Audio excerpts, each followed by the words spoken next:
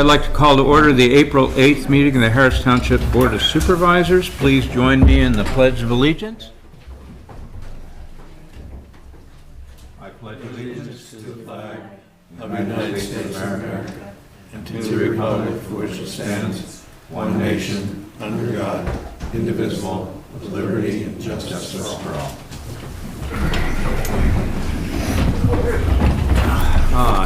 Here he is. Nigel got here before me. I was you, I'd take offense on that.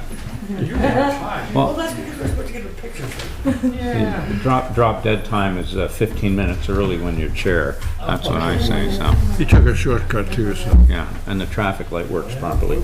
Anyway, okay, first item on the agenda is the approval of minutes from March 11th, 2024, regular meeting. Do I hear a motion? Motion to approve, sir. Thank you. Second? So it's a motion from Dennis, second from Tracy. Any comments, questions, adjustments to the minutes? Okay, all in favor, say aye. Aye. Aye. That's unanimous. So now's the time for citizen comments. If anyone is here from the public that would like to make a comment on any item, anything that is not on the agenda for this evening, you have a few minutes to do so now. Yes, ma'am. Come to the mic over here and introduce yourself, please. Yep, right over there.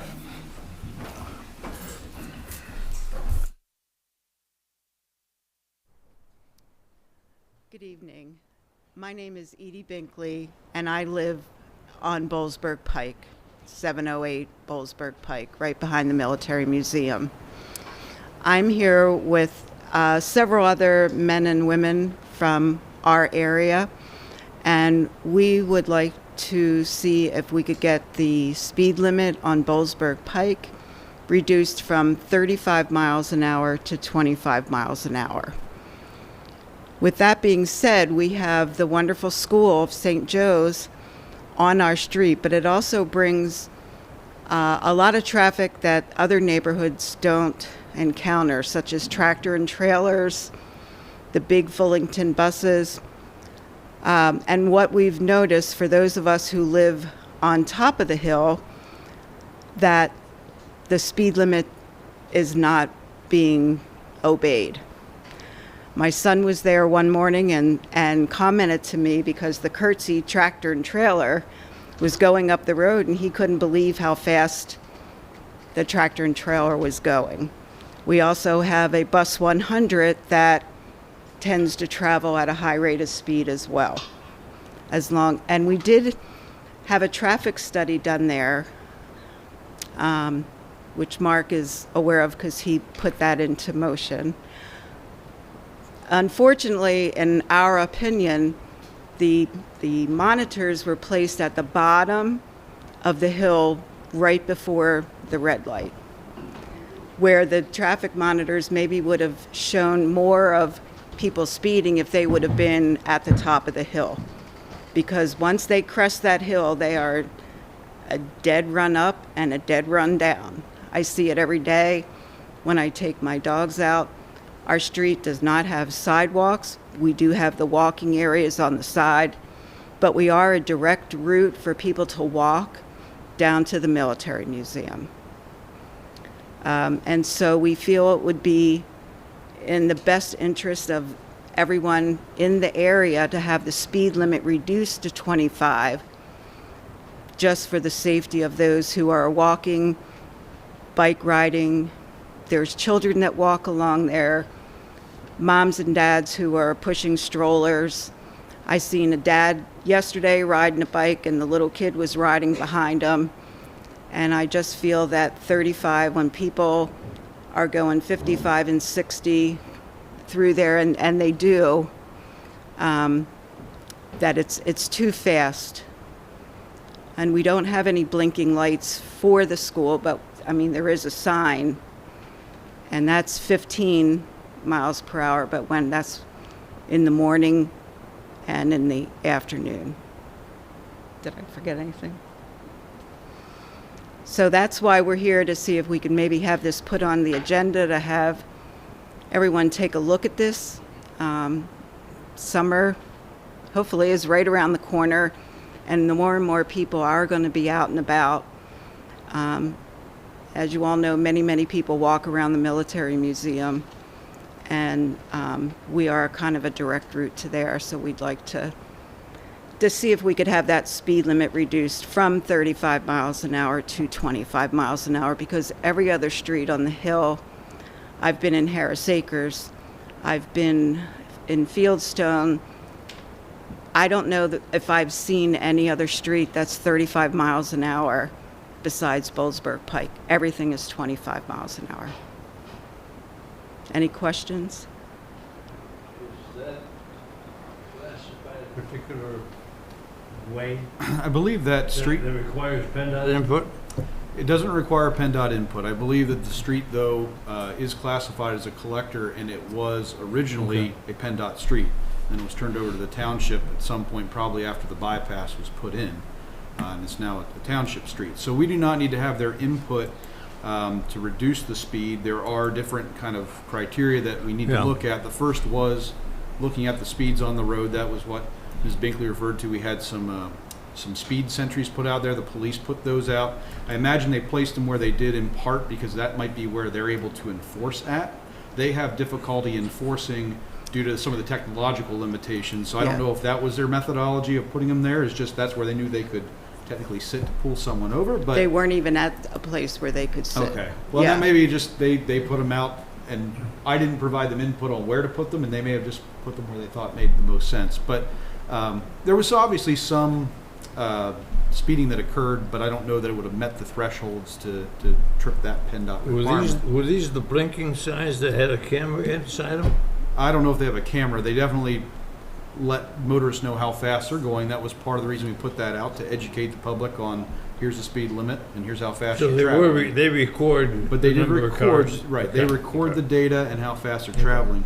What I've done since is I've reached out to our traffic engineer to ask him if he can provide any input on lowering the speed limit based on the fact of this being a residential neighborhood. That's another thing that PennDOT allows for, is if the kind of character of the area is dense enough to qualify as a residential kind of character, it could possibly be reduced under that. And he seemed pretty favorable to that idea, that he could provide a positive recommendation. So he's hoping to have that to us here, hopefully in the next week or two, that it will be available for you to look at at your May meeting. Any crash data? Any accidents on the road that we can use? Not that I'm aware of, no. That's what's odd. Yeah, well, thank you for your comment. Go ahead. Frank. One quick comment on that. This is something that we're trying to do, change for 10 years at least I can think of, is many of you may or may not know local police forces cannot use radar. So the only way they can enforce it is they have to have a line of sight, and they paint the lines on the road. If they don't have a line of sight, or they don't have enough room to paint, and they time you, that's the only way the local police can do pullovers anymore. So if you really want to help us with this, and if you notice, we lowered the speed limit on Bull Avenue, and that really has helped, huh? And I think it's gotten worse since we did that. So if you want to write to your state legislators, Pennsylvania is the last and only state in the union that doesn't allow local police to use radar. So write your representatives from Harrisburg and tell them we've been to PML and we've been supporting it for a lot of years, but believe me, it's just like talking to the wall. So do that. Isn't there a place on that street though where you can have enforcement? There is, Yeah, and that would have to be I would say them. if we lower that speed limit, we would absolutely we should start enforcing a little bit. Because unfortunately, when those, I don't know what they're called, were put up, from what I travel that road every day because I live on there. Most of the time, that sign wasn't even on, so people weren't alerted to how fast they were going. And they said even though it's not on, it's still capturing how fast they were going, but it definitely was not alerting people coming up or down the hill of how fast they were going, because people just didn't think it was on. Yeah, I took a drive up the street because I hadn't been over there for a while, and I thought it was worth my energy to go over there and take a drive and to see what it was. And I have no idea why anybody would want to drive 35 miles an hour on that road. I didn't want to drive 35 miles an hour on that road. Well, and I know last Halloween,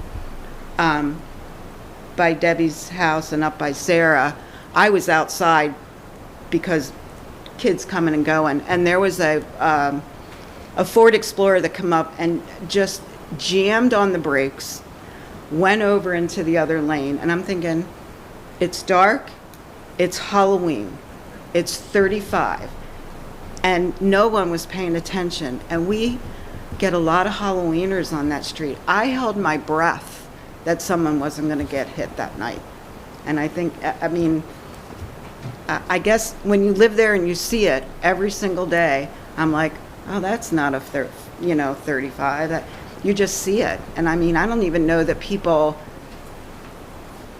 are paying attention to. And the other thing with St. Joe's School, with their students, they're forever on a run, and they'll run down the street and downtown, and then they're running back. So there's a whole group of kids all the time on that road. So I think 35 is kind of fast for a neighborhood with a school and delivery trucks going to the school, because delivery tractor and trailers aren't normally going through a neighborhood, but they're going there because they need to make deliveries to the school, and we understand that, but not when they're going 45 or 50 with a tractor and trailer up the road. If you have a problem with courtesy, I would suggest that, I can give you the information to contact their dispatch. I mean, if they're doing that, that is not right. And they should not be doing that. And Well, the that's- school buses do it too. Well, the school district should know. Unfortunately, 35, as soon as you crest past Harris Avenue, feels fast. It does. And it looks fast in that area. I mean, I live up on the hill on Kimport Avenue for over 30 years, and I just have a natural feeling when it's more wide open when you're coming up in the military museum grounds on your left, it doesn't feel that fast, but I just have a natural inclination to slow down as soon as I crest the hill. Obviously, not everybody does that. Unfortunately. And it's also, distracted driving is a big issue, and it's becoming more and more prevalent because of handheld devices in cars. And I think you've probably got the full support of the board behind you if we can Thank do you. this. Thank I don't see a problem with it. And enforcement actually is a problem, because I'm not sure, I mean, if we could, I don't even think the State College Police have the lines they need on the road to actually do enforcement. That would be something to put in and have a nice hiding place for a patrol car. That requires a sight distance issue. Yeah. They need to establish clear sight of those Yeah. two lines. Yeah, I mean, So- Frank said it, if radar was available, yeah. Yep. Yeah. But again, if a speed limit sign, if the sign's there, maybe people will pay more attention, and I think you have our support There's a on that. reason why we can't ask the police department. If there is some way we can, Well, we can certainly ask them, yeah. absolutely. Wait, see if we can get more patrol, some speed enforcement there. Yeah, Bruce? Yeah. So we have a 35 mile per hour speed limit, and people are ignoring that. We have a 25 mile per hour speed limit. Are they going to be ignoring that? I think this is more of an enforcement issue than a speed limit. I agree. I'm not against changing the speed limit, but I think our focus ought to be on, can we get better enforcement there? But I think a first step would be to lower the speed limit and then do some signs that say the speed limit. I think there's some flashy thing that said the speed limit has been lowered. It's because I know going into Hauserville, when it goes from 35 to 25, it's flashing Yeah. and saying, I mean, it's a big sign, not one of those little ones. It's saying you're going 33 and it's only 25. Well, yeah, I think we have to educate the community. I mean, education is part of this. We have to educate the community that the speed limit is being reduced and that there will be consequences, hopefully.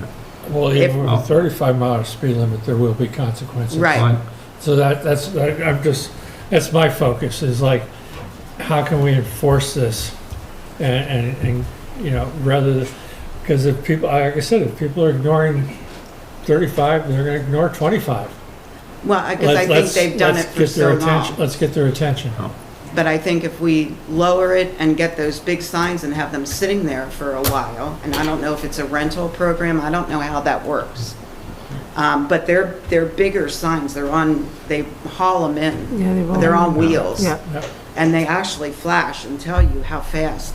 They've had them up at College Heights there on that cut through that comes down by the Center Hills. Is that something other townships own that we could Yeah, we can- borrow?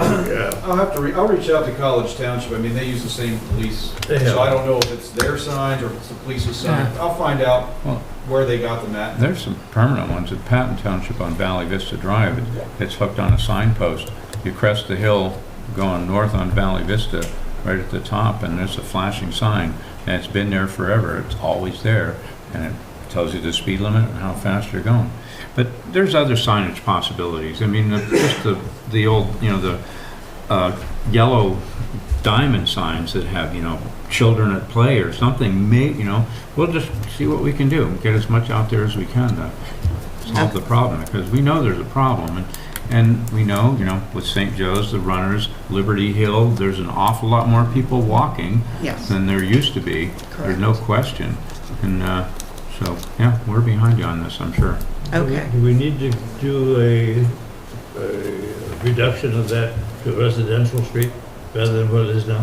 I don't know that you'd have to change its definition from a collector to local, but I think You may talk to- you'd have to amend the ordinance to at least note that this is now going to be a 25 Yeah, mile but an hour we need to do to start that side too. It goes both ends. Okay. All right. Thank you very much. Well, thank you for Thank bringing you. that up. Appreciate it. All right. Any other public comment? Yes, indeed. Hello, my name is Karen Conroy. I'm a 22-year Bollesburg resident living on Academy Street. Closer to the mic, Karen. Oh, I'm sorry. Can you hear me okay? Is that? It doesn't actually amplify. Oh, okay. So you just have to speak Just up. makes That's me for look a good. recording. Okay. I think this is going to be the topic of the night, or at least it's important to me, but I'm going to piggyback, unbeknownst. I've got 2 dogs. I walk all over Harris Township, usually about 90 minutes a day.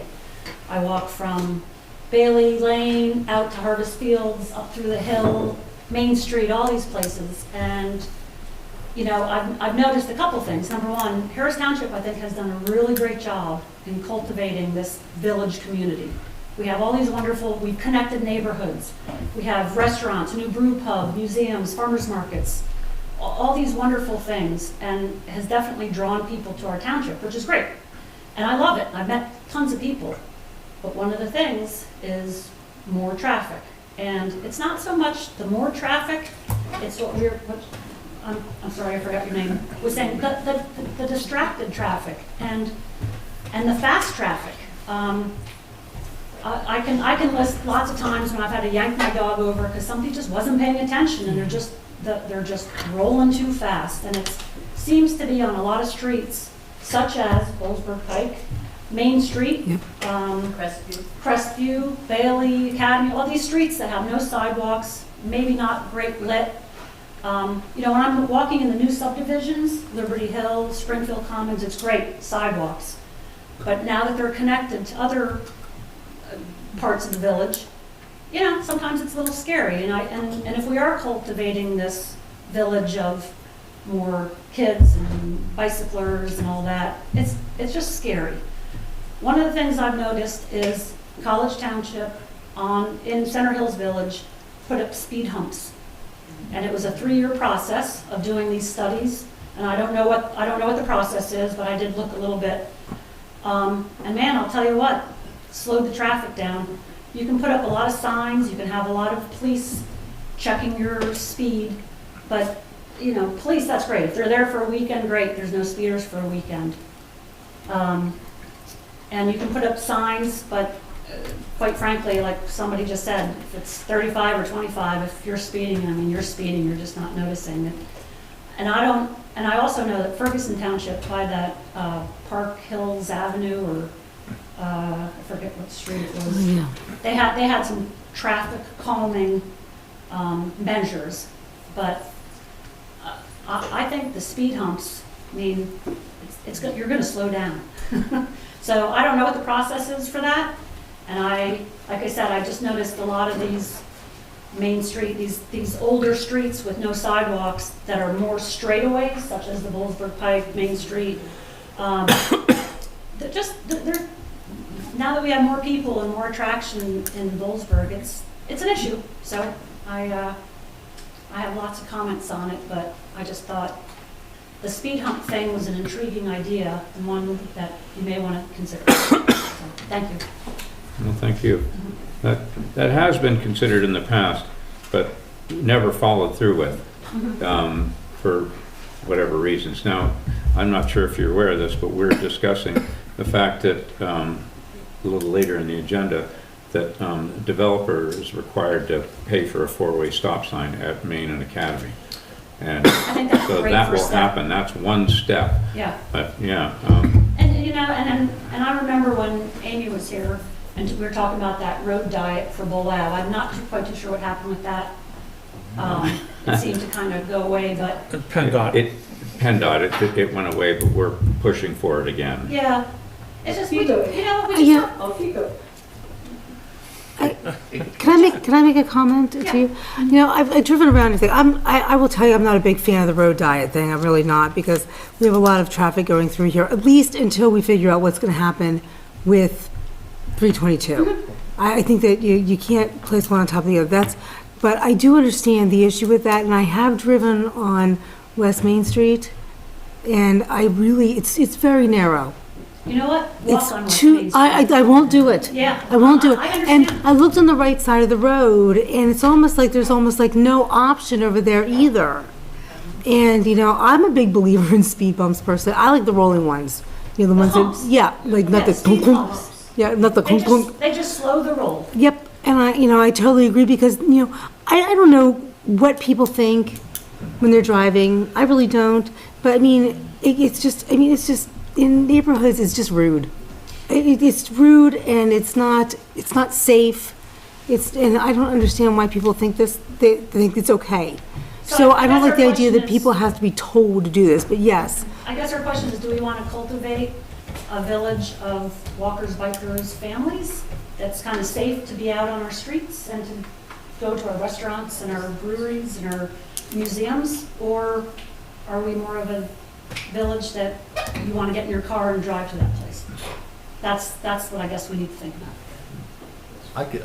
I would like to say something here for the whole shebang. Couple things. Number one, yeah, we did put the road diet out, and PennDOT said no because I think it was 50-50. They didn't have a majority of the people that wanted the road diet. So they said, okay, we're not going to do it. So we had a traffic study done, and they came to us with a 5-lane proposal, with two going each way and a turning lane in the middle. We said, no, you don't understand. We want 3 lanes, not 5 lanes.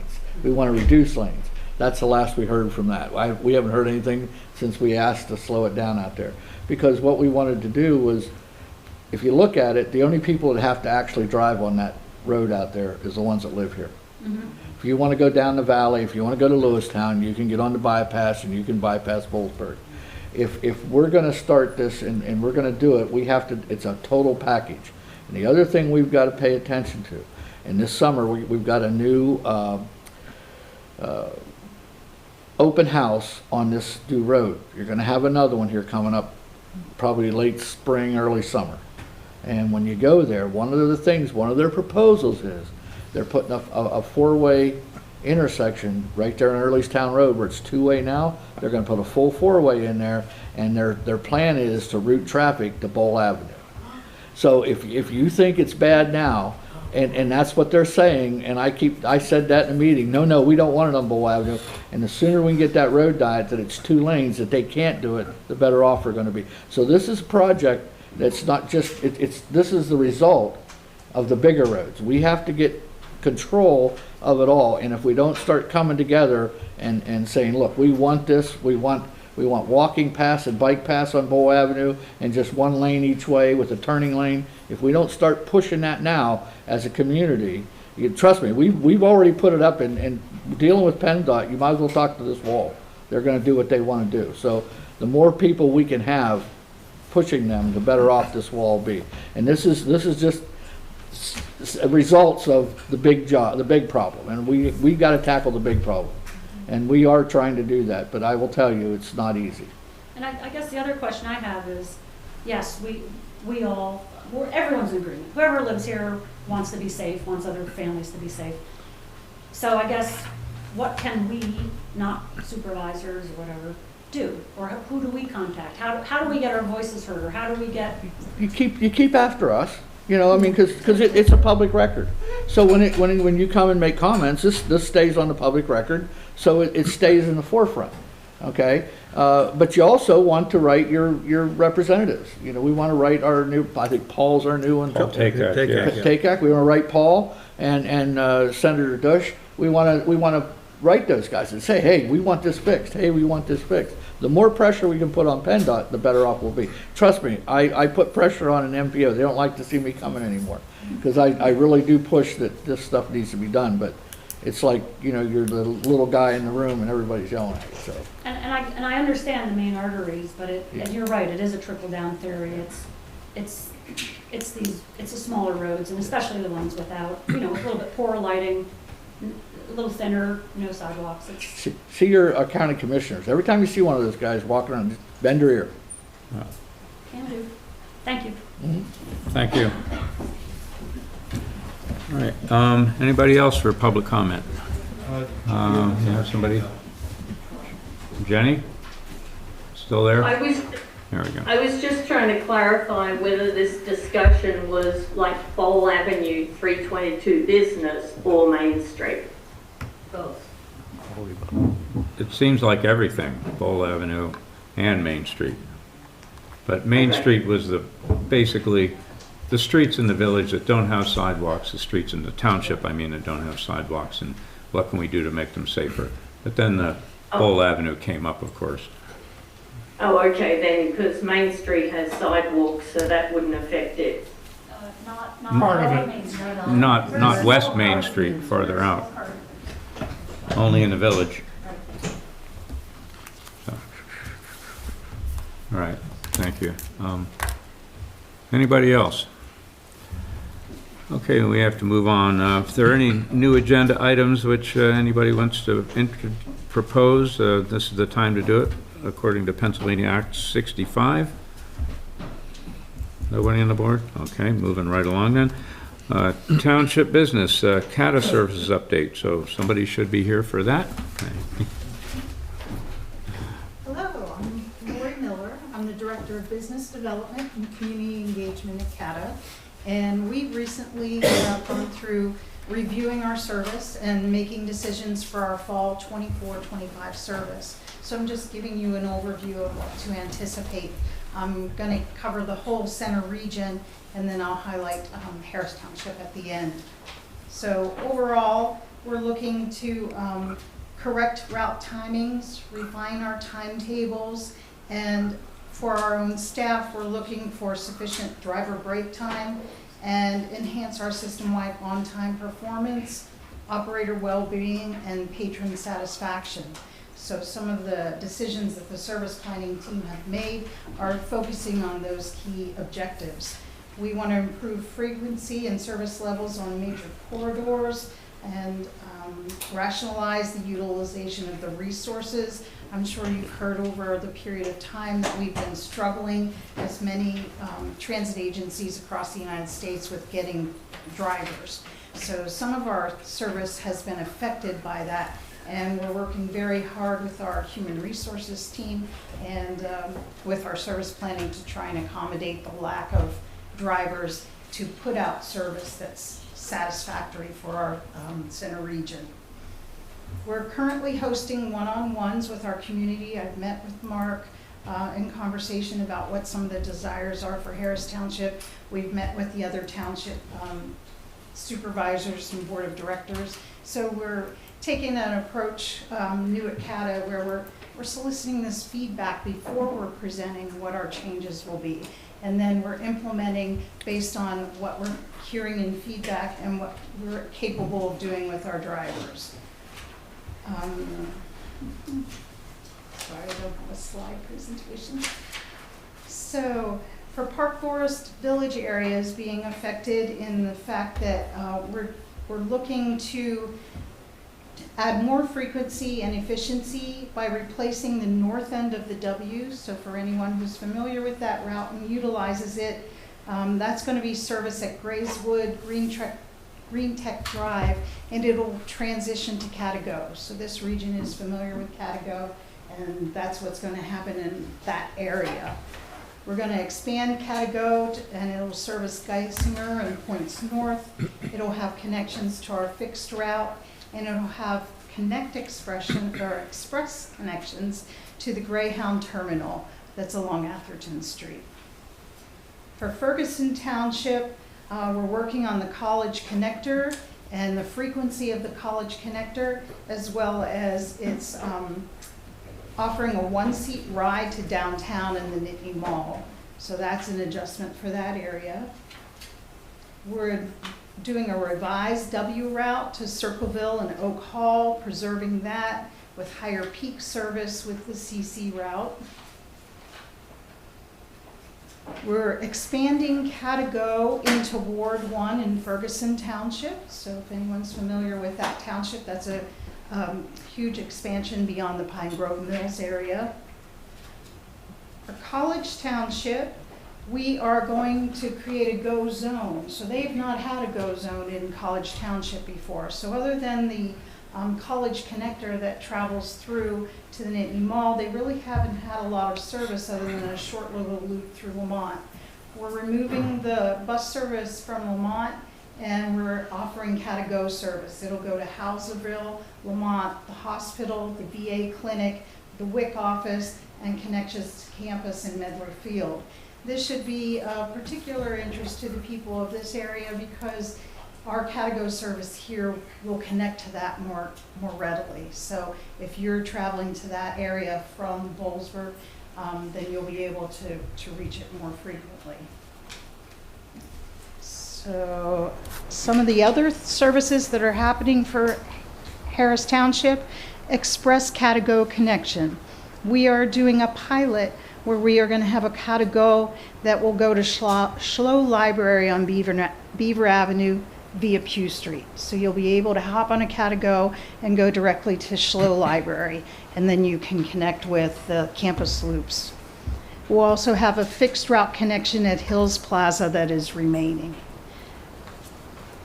For State College, we're doing some changes to the R and the RC that'll position it to be a truer express route. And we're going to improve service around Southgate Drive, which lost service in fall of 2023. So again, we're looking at the community, we're hearing you, and we're trying to make adjustments from things that in the past we had removed.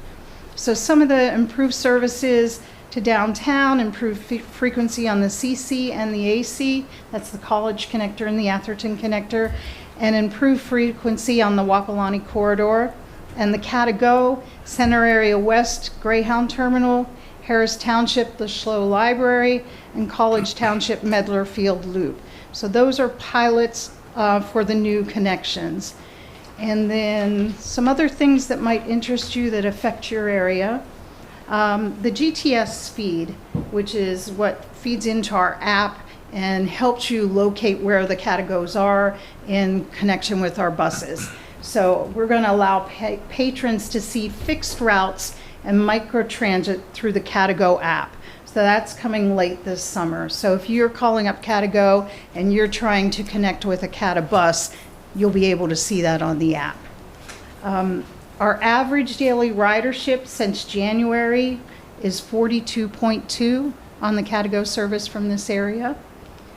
Catago has a rating of 4.8 out of 5 among passengers. So with our new app, there's a rating system, so passengers are allowed to rate their service, and I encourage you to do that if you haven't. The only way we can improve is if we know how we're doing. And a solution in the works for those looking to get to the courthouse and Willowbank building in Bellefonte. So that's not been solidified, but we are working on how to make that happen from this region into the Bellefonte area.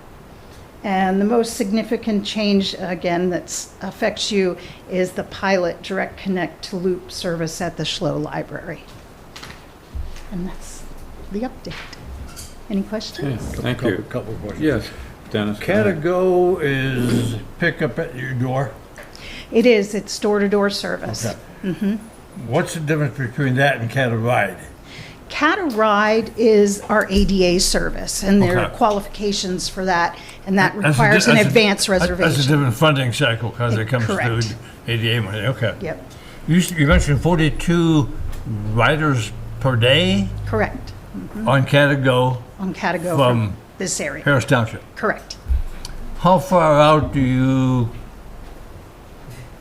classify Harris Township? I live in Linden Hall. Would I get served by Catago?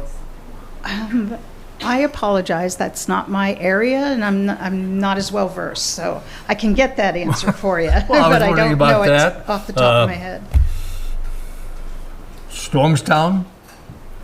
The little villages around here are slightly separated from downtown. I wonder if you serve those areas? We have a Catago zone, which is on our website, Yep. and I don't have it memorized, I'm sorry, so I don't know all the areas that you can utilize. I'd be happy to investigate Well, that I'll and look send it that up. to, Okay, good, thank you. You're welcome. All right, anybody else from the board? Questions? So we talked about this at the budget year conversation. It seemed like we were getting reduced services, but paying the same amount as municipalities in the center region who had a lot higher level of service. And I said at that time, that bothers me because how do I explain to my residents that we're paying for less? And I appreciate Catago and what it's offering, but a lot of the things you just presented to us were not about Harris Township. And so I think from our point of view, we need to take a serious look at what kind of service we're receiving and what we're paying for it, and why maybe we shouldn't go to some of the other municipalities in Center County contract on a direct basis rather than paying an annual fee. And for example, Bellefonte, I think, doesn't, they're more or less on a contract basis. And so I don't expect an answer right now, but at the end of the year, I do. I have a question, and I think I asked the question before. What was the ridership prior to changing to Catago? Do we know that? I don't know that. No, I don't have ridership numbers. I'm fairly new to CATA, so I apologize. I don't have a lot of history with them. But I know that we expanded service in Harris Township in January. So our Catago service, we did expand service in January. So that was one of our first attempts to listen to that concern and expand that service. I know that a lot of our Catago service is based on what previous bus service was. So we kind of conditioned our Catago around what previous bus service was. And because it's a denser population, it's easier to service with a Catago than it is with a bus. Yeah, and I'll just say, again, I am very supportive of public transportation, Thank you. but, and there's that but. I guess looking at it as a business owner, the Catago gives flexibility to employees coming to my business.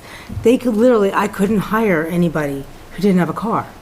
I couldn't do it because the buses only ran at certain times. After these people were finished at night, there were no buses. And now there are other options, and so I have to say that I'm more in favor of the Catago than I am of the standing buses. Is there a private taxi service still operating? I don't believe in this region there is. I think with the It used to be handy delivery, Uber, handy yeah. taxi. I There think were- with the Ubers, they've kind of driven them out. There was another one. There were more than one cab company other than Handy Delivery. But going back to answer Tracy's question, because I am familiar with this, actually, the ridership increased with Catago as opposed to the I thought fixed so, routes. and I thought It I heard increased that with through you dramatically. guys. It actually, the people had some trepidation about it, but it turned out to be quite popular. When I went to visit them, I thought that's what I heard, was that it did increase dramatically, and the buses had been empty. Right. Quite often, the buses had been Oh, empty, yeah. they came through here. So, and the price of the Catago is certainly not, it's easy, it's not difficult. And so, for me as a business owner, I prefer the Catago over the regular business service, for the regular service. Will the ski slope this year be part of a regular bus service? It's along the Catago route. It starts So- downtown and then eventually gets to the ski slope. Correct. Can I would like Yeah, to, go ahead. I'd like to follow up on Bruce's comment, because I think I was in the same place with him. And I look at it from a same kind of thought process. But if I watch and see Catago, and I get out and I get around pretty much, and I think just about every bus route I see downtown ends up on the campus. So I would be willing to wager that 90% of the bus routes go through the campus. But I don't think that 90% of the costs go through the campus. I mean, you have Penn State who can contract, and yeah, they might give us $2 million or whatever it is, and they contract it. But then we still have to come up with the local match of $700 and some thousand, which you only have so many participants that are members. So we have to pay that match in order to keep the government funds and everything from coming in. So my question is, why don't we make Penn State a partner and let them help us pay that match so we don't have to subsidize that route? I mean, that's where I'm coming from, and I think Bruce is, that's what we're saying. Why should we pay and subsidize those routes if we're not getting that service? And I'm definitely for looking at something else if we want to go to being a contract service or whatever. But I see the same thing he's seeing. We saw it last year at the budget time, and we're going to be looking at it again this year, so you better have your guns loaded when you come. Yeah, I don't want to get into that aspect with you because my level of knowledge is somewhat limited, but I know that Penn State does do a match as well as their contract. And I know that when David was here and spoke with you, I believe it was in January, he presented you with a chart that kind of I said on outlined. NPO, I'm very Yeah. familiar with how all that Okay. works. I know where it's coming, I know the amounts, I know who gets what, so I'm very familiar with that. And I was going to be quiet tonight, but he started it. It's all right. So what exactly? Well, these conversations are what So we need. exactly are you looking for? Are you looking for Penn State to pay more? Absolutely. Okay. Can a Harris Township resident take a bus to the College of Ag, or do all those stop at the library downtown? Yeah, with the new pilot, they'll stop at Schlo and then they can get on one of the campus loops or links and, So that's and where access the that university way. system kicks in. Yep, correct, They drop it one and pick up the other, and that wanders its way through town. correct. Okay. Somebody from the public. Clarification, Yep. so you said the township is paying $700,000 a year? No, we pay a portion of that. Okay. In other words, the members of CATA, the CATA members, we split that between us by how much ridership and whatnot we have. So that when we pay I think it's 30 or 35,000. About 40,000. 40,000. When we pay that, that's what it goes for. It's Okay. population based. That sounds very fair. Yeah. I heard $700,000 and 42 people a day, and I thought, well, that sounds like a lot of money. It is expensive to run a transit. That's what we want. We want to get your heart pumping once in a while. Make sure you're listening over there. Okay, I have a question now. So College Township's going to Catago zones, and Harris Township has one. Does that mean if somebody in Harris Township wanted to go to, say, Lamont, they could take a Catago directly there, or is that not how it's going to work? That is what we're working on with our new app. With our old app, it didn't have the ability to make those connections for us. So with our new app, we're hoping that we're able to do that. And and I'm feeling like positive that we are, that will happen in June if we are. And we will definitely have announcements and letting you know. So that's the goal we're working towards. Thank you. All right. Anybody else have any questions? Do you work at all with the county transportation with respect to getting people from We here do, to yeah. Belfast or? We have a very close relationship okay. with the county, yeah. We're working very closely with them right now with our Bellefonte, Pleasant Gap, Benner Township situations. I see them going Yeah. past my house a couple times Yeah. a day, so Well, I'm going somewhere. the county transportation is totally separate and. Well, I know, but I'm just sort of wondering about linkages between. There aren't not linkages, but there's communication, and we're aware of what our riders are doing with our Cata Ride versus what their riders are doing. We recommend people to them, they recommend people to us based on the riders' needs. So then that's how we work together. Thank you. All right. Anybody else? Okay. Well, thank you, Lori. Thank you. All right. And item B is the always stop at Main Street and Academy Street intersection. So the Hawk Ridge subdivision plan, which was initially recorded in 2009, included a note that the developer will install stop signs and stop bars on Main Street at the Academy Street intersection. This would create an all-way stop at the intersection as shown on the plan's detail sheets. The plan was subsequently revised and recorded in 2021 with the same note and plan details for the intersection. The proposed all-way stop intersection was identified as recommended mitigation in a 2007 traffic impact analysis associated with the initial plan submission. The analysis stated that the all-way stop resolves site distance issues at the intersection while retaining existing trees and having the least impact to on-street parking.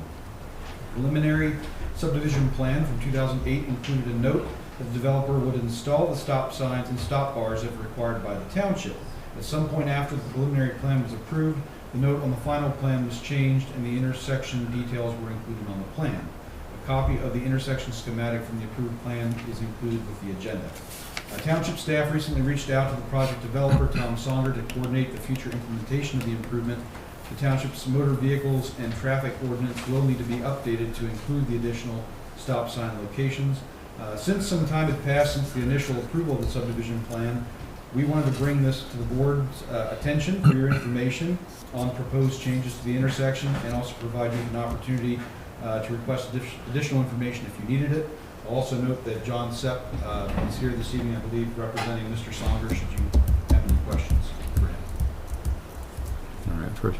John, did you want to come up and say anything or just field questions if there are any? Okay.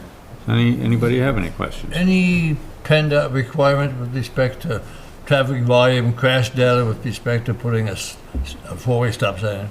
I believe that the PennDOT criteria related to this really has to come down to whether or not it met the warrants and whether Yeah, that's what I mean. whether or not it was the most practical solution. So going back through the file from 2007 and 2008, there was a lot of back and forth between our staff and the traffic engineer as well as the engineer for the developer, and it was determined this was the most practical solution out of all those presented. There were some other options, but they wouldn't have achieved the same level of service, and you would have also had a loss of trees and parking spaces on the street. Thank you. Anybody else? That's a stupid question. Of course. What's the existing island? I was just walking with the dogs up and down the street, and it's straight, like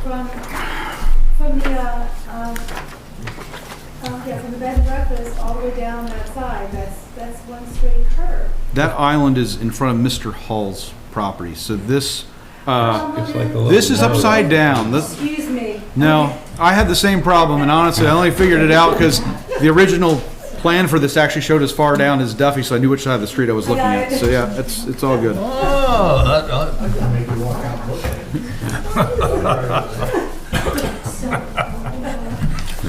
Gotcha. All right, anybody else? I just want clarification. Two very tiny, yep, I'm getting there. Slowly, sorry. Two tiny little points. A lot of conversations gone up and down the street. And one was the question about stop bars. Could you please clarify stop bars? Well, they're the large painted lines you see Right. before intersections, either there are traffic lights or stop signs, which indicate where you're supposed to stop. As we have in the Diamond area. Correct, yes. Okay, so we would have these stop bars. The other question is just a clarification question also, and it has to do with, at some point after preliminary plans approval, the note was changed. Now, is that simply that it's not written in the format it was written, but it's been integrated into the map? Yeah, so back in 2008, we went back and looked at the notes and the minutes from the meetings and notes in the file to see what specifically changed, but at some point along the way, the township was looking into it as something that may be required, and then in the final plan, it was changed to it is going to be required, and the schematic was shown on the plan. So that was just simply giving you a history to show that at some point it was being considered, and eventually it was put on the plan as a final component for So approval. then another clarifying question. It's, is this, this change that occurred, did this occur with Tom Songer's blessing? Well, Mr. Songer wasn't involved in the project at that time. I believe he purchased it from the owner, and it would have had to have been something that that owner was aware of. They certainly signed their plan when they had it approved, and it would have been included on their plan set, so. So are we going to run into the same problems we are with trying to collect our fee in lieu of for parks? Well, this is a requirement of the subdivision plan. I don't know Okay. that that's the same type of issue Okay. as with the park money. Okay, thank you.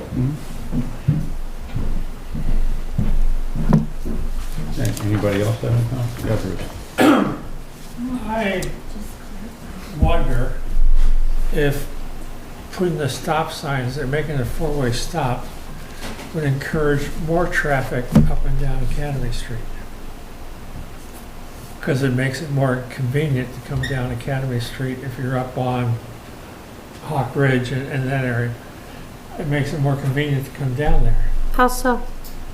Because now you have a stop sign, four-way stop sign, makes it easier to integrate into that road versus allowing traffic to flow up and down Main Street freely and making it a little more difficult to come in that road. And traffic is like water, it goes to the easiest path out. And I think we'd like to see people go down Tory Lane and out that direction, unless they're actively coming to the village. So I don't know the answer, but that's the question that rises to my mind, is this going to actually improve the situation, or is it going to make it worse? And I'm just putting that out there. That's just the way my thoughts are around I it. don't know, considering the number of cars I see coming down, Main Street, I mean, there's not a lot of traffic on Main Street. I don't know if you noticed that. Even at any given time of day, there's very little traffic on Main Street. So I can't possibly assume that people are going to say, oh, well, now that there are stop signs there, now I can turn better, or I can do this better, or I can do that better. Because I've never had an issue at any given time making a left or a right on Main Street from Right, Academy Street. And I was talking about people coming down coming down Academy. Well, I was And we saying have the same residents here thing. from Academy, so Yeah. I'm, just thinking out loud. Yes, I am a resident from Academy Street. I appreciate it. I'm Eric Allen. And yes, I think you're right. I think that the four-way stop could encourage more people to go, oh, well, I'm already stopped. I might as well turn and go up the hill. Or, oh, I feel safer. I'm going to come down the hill and turn left at the Federal House because I know people are going to stop there. So it might make it easier there. But I do think it would increase the safety of that intersection. Consequently, I think we have also turned Academy Street into a connector road. I think initially we were sort of sold that the only traffic that we were going to see that was incrementally increasing our traffic was the 8 or 9 houses that were being built. At this point, there's been one house built up further on Academy Street on the gravel, and then 3 or 4 houses that have been built on Emma Court. And I would say, I don't know what the average car count per day is per house, if it's 6 or 8 or whatever it is, but that rate has increased dramatically over the last 18 months. And the pedestrian traffic has absolutely skyrocketed because it makes a very, very nice walking loop, which I enjoy a lot. So I'm not complaining about the walking traffic, but there's way more traffic. And there's definitely speed problems at various times of the day, be it construction or residents or visitors or whatever's going on. So that is a very, very real concern for us. And I would say much like Bollesburg Pike, we're looking for some type of solution aside from enforcement because it's just going to be spotty. So generally people are very supportive of the speed humps. So if that is an option, I think we would all brace it welcomingly. Joe, John? you do have someone on. Say, Jenny. Go ahead, Thank you. go ahead, Jenny. Good, Jenny? Yeah, go ahead, Jenny. Hi. When I heard about a four-way stop at Main Street and Academy, that made me wonder where all the traffic was that we were dealing with. I hear the residents of Academy Street saying that they're feeling more and maybe they want speed humps, but like, I've been living here over 20 years. I walk down the middle of Main Street, the middle of Academy, walking my dogs, and I have no problem. So a four-way stop at Main Street and Academy just seems to me to be overkill right now. I mean, it might make sense at some time in the future, but really now I just don't understand why that would be done. Walk with me Thank you. sometime. Emphasize the speed humps. Yeah, I don't particularly think that the traffic at that intersection is more problematic than it had been before. I mean, I don't think I've ever recorded any actual crashes at that intersection. I think I had one near miss with Amy Farkas about 4 years ago. But I think that's really about it. I mean, certainly there is a visibility problem with the tree in front of Laura Alexander's house, but I don't think anybody wants to see that big old tree come down. There hasn't even been one crash yet. But I feel like speed is more of an issue in terms of just dogs and kids and just general health and well-being and peace of mind. John, Thank you. from an engineering point, do you have a trip per day number from the homes coming out of Emma Court? Is that part of your study of transportation? I'm not a traffic consultant, but I believe it's around 9 trips per day. Per day, per resident? How many houses are we counting in that? We have some other residents on Academy. Comments, thoughts? Anybody? Yeah. Yeah. You have to, it's our punishment. My name is Robin Becker and I live on Academy Street. And I have followed a car up Academy Street, turning left into Emma Court, and disappearing deep into the community. I mean, I gave up after a while. But like Eric, I assumed it would just be the handful of homes that were at the edge there that would use Academy Street. But in fact, that is not the case. And people from, deep in the community buzz out, come down our street. As Karen said, we welcome all the walkers who are coming from that community. And there are many people walking with their dogs, which is more of an argument for this speed and safety is the issue. As Karen said, not only on our street, but on these other streets that are these straightaways without sidewalks. Thank you. So that trip per day number might be pretty high because we're picking up a lot of Springfield common traffic. Yes, that's it. Rather coming this way rather than going that way. Yeah. Out of the cul-de-sac right through the court. Yeah. It's easier, yeah, and quicker. Could our traffic engineer give us some traffic count numbers? I assume we could ask him to do that. This ultimately, though, was a recommendation not necessarily related to volume, I think, so much as it was sight distance. That was where this came from back in 2007. I don't think there was an anticipated traffic increase that warranted it. It was more the fact that the intersection itself was deficient in terms of sight distance for the motorists that are there now, as well as future motorists from the development. I also wanted to note Mr. Hall, Ken Hall, did send an email saying that he was in support of the four-way stop. I just wanted to mention that to you while you were asking residents for their input. Well, thank you. Yeah, right. Okay, I could be the bad guy. I look at this and I see whether there's 2 stop signs there or 4 stop signs there, it's not gonna change the amount of traffic that comes down that road. All that happens by putting a 4-way in there is we're gonna make that intersection safer. And I think that should be our question. As far as the coming down the road, how many, that's an issue we've been talking about since this development was approved, what, 10 years ago, 20 years, however long ago it was.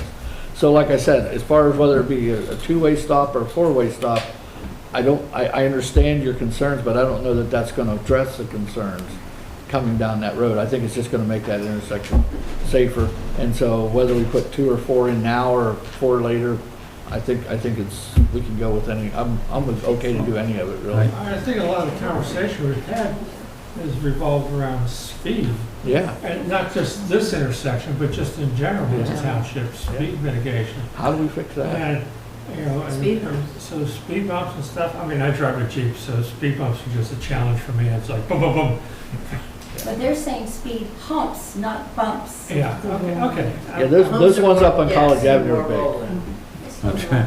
Try driving along Oak Ridge Avenue or Yeah. Shamrock sometime. Yeah, they're See how fast you can go. Yeah, but that was a perfect fix for the problem they had. Well, It's yeah, terrible. it is. If I remember correctly, every time we've talked about speed bumps, and we were talking about on West Main, if you remember, there was talk about putting them in out there, and the plow crew said no, because it killed their plows. So that was always the issue with them. Whether or not that's something we can resolve, I don't know. Well, if we've got speed bumps in other places like Shamrock and Oak Ridge, maybe we need to start looking at different things. I mean, people drive too fast here. They drive too fast in neighborhoods, and they're not going to stop driving too fast. So, you know, ultimately, if we are going to have a fix or something, it's going to have to be something we do. I used to go to their houses and talk to them when they came down my street path. I'd follow them down, I'd go in their house and I explained to them that I had kids in the street and I didn't want them going fast. And I took their license down, I said if they do it again, I'd send it to the police. They quit doing it. Vigilantes. Yeah. Diane, you have a comment? I'd like to thank Mr. Harden for identifying that we really have 2 issues. And one is, as he pointed out, the speed. The other is the 4-way stop. And it's kind of getting mixed up in this conversation. I would like to say one thing about the 4-way stop. We have changes that are occurring right down at the bottom of Academy Street. And they are, we have the ceramic shop that last count had 9 cars sitting on their property, okay? My point is not the 9 cars. My point is those 9 cars have to leave that, and they're going to go down Academy Street, that short distance, and come to that. So we have a business now, all right, which we didn't have really an active business before. Secondly, you're going to be putting in a gorgeous parking lot. I've seen the map. I know you're directing a bunch of cars out of the parking lot. Mark and I've discussed this, and he doesn't feel that it's a problem. I'm just trying to show you that there's a compounding issue here. So we have a business, we're going to have a parking lot with, what's the latest total? 20, 25 spaces, somewhere in there. Okay, I think it was 30, but that's okay. I trust you. 25. 26, 25, yeah. yes. Mark says 25, I believe him. And then finally, we have a lot that's going to be, we don't know what's going to, you're selling a lot right here on the alley. What is that going to be? I know it's a very small lot, maybe a house, but maybe not. We don't know. So please consider those issues. That's all. Thank you. Thank you. Right. Yes. Hi, I'm Kathy Flood, also a resident of Academy Street. And when the Weaver development was started, we were all here saying that the stop signs were going to be needed at the bottom of Academy Street. So thank you very much that we're finally going to get that, because by the time you have any clear line of sight, you're almost halfway into the one lane on Main Street. But the second issue, which ties into what we talked about when that development was first started, was we knew there was going to be additional traffic. We were told that there wouldn't be that much more, and there is. And we've already had one dog killed on the street. So the traffic has increased, the speed has increased, and the pedestrian, and including children and dogs, has also increased. You've got to take that into account along with the stop sign and do what we asked you to do in 2007. We need to do something to decrease that speed. And whether it's speed humps or speed bumps, we know the bumps work because, what is it, Shamrock and... Oak Ridge Avenue. Yeah, Yeah. yeah. They And work Hamilton beautifully Ave. there. And Hamilton Ave. Yes, yeah. Yeah. So please, we need this for everyone's safety. Thank you. Is there any regulatory hoops we have to jump through to do speed bumps, speed humps? I'm honestly not sure. That's something I'd have to look into to see what the Alright, process is to establish them. I'm- Borough has them too. Yeah. East Hamilton. Yeah, I think, to me, that's something we should investigate right now, whether we need to do something in addition at a later time. But that seems to me to be a mitigation that we could easily affect. And it sounds like, again, the conversations we've had this evening have been a lot about speed. And so if we can do something to address that, and I will say it, I like to look, I've been in places where they have the speed signs that give you how many miles per hour you're going. If you go under the speed limit, you get a smiley face. Well, you know, I think that, you know, anything we do, the people that are going fast want to get somewhere in a hurry. So if we make it so they can't go fast, whether it's stop signs or speed bumps or whatever, they're going to find another way, Yeah. and the speeding will go away. It's the same thing I was saying about out here. You know, if we make it so it's hard to come through Bow Avenue, they're going to go another way. And that's all we got to do is make it hard to come down Academy Street. Make it so they can't go fast. Can you make that a priority? Everything's a priority. Not necessarily, you know, if we can make that a priority. then I'll look yes. into the process of what it takes to establish that, and also check with our traffic engineer to see if he has other ideas as well of traffic calming that might work on Academy Street. There may be other things in addition to the ideas shared tonight that might be worth considering, and I can report back to you in a future meeting. All right, thank you. You finally said the word, traffic calming. Yes. That's what it's all about. So, let's do it. Let's put them things out to flatten their tires. How are we proceeding on And we can four-way put the stop? tire business as Well, the that- township would say. At this point, you know, we've reached out, at this point, we've reached out to the developer about it. We can continue to coordinate with them on the four-way stop. And, I mean, unless the board had any concerns about us moving forward with that.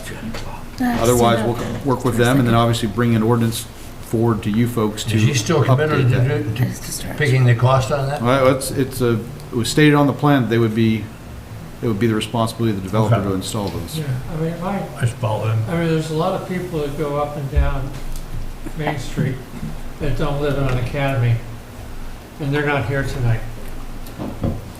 And so we're impeding their travel. And that's why I'm cautious about that one, but I'm enthusiastic about mitigating, you know, reducing speed. I think that, for me, that's where my primary focus is right now, is what can we do to slow people down? Okay. All right. All done with that one? I think we've had Thank plenty you. of discussion. Thank you all for coming. Thank you all. Okay, next, grass and weeds ordinance rewrite proposal. The regulations in the Harris Township Code of Ordinances pertaining to grass and weeds have been in place since at least 1978, with very little modification in those 46 years. The standards are a reflection of a Harris Township that was more rural in today, as development over the last 50 years has pushed the boundaries of the residential neighborhoods outward into the once farm fields. The 1970 population of Harris Township was about 3,500 people. The 2020 census counted almost 6,000 Harris Township residents. Harris Township, along with one other center region municipality, allows grass and weeds to grow to a height of 12 inches before they are considered detrimental to the health, safety, and welfare of the community. The other center region municipalities limit the growth of grass and weeds to either 6 or 8 inches. When fielding complaints about grass and weed growth, the reaction staff most often receives is that 12 inches is too high and the limit should be something less. The regulations could also use some updates related to exemptions, penalties, and the process for addressing those situations where a property owner desires to dedicate areas specifically for more natural vegetative growth, pollinators, and similar circumstances. Some of the local regulations contain standards that address those ideas.